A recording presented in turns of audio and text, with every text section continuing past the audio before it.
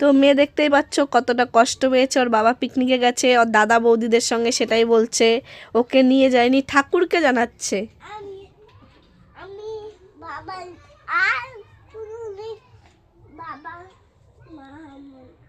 ও কোনোদিন বাবার মা হবে না, বাবার মা ছিল ও আর হবে না, কারণ বাবার দুঃখটা বুঝলো না।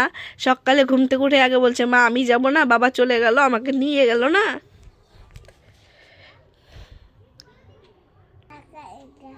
বলো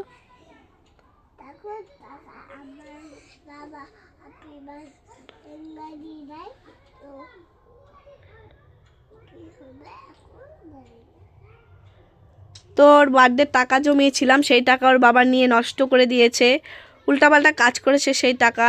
সেটাই বলছে যে আমার বার্থডের টাকা বাবা নিয়ে নেয়, আমাকে নিয়ে যায় না, এগুলোই বলছে।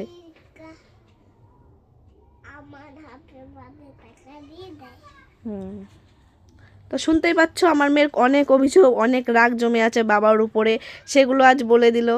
তোমাদেরকেও দেখালাম যে একটা মেয়ের বাবার প্রতি এই ছোট্ট বয়সে কতটা রাগ অভিমান কষ্ট থাকতে পারে।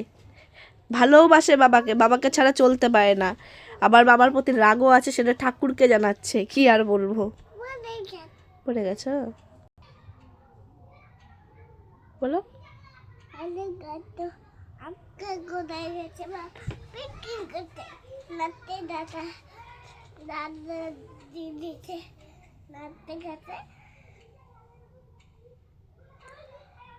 আমাকে তো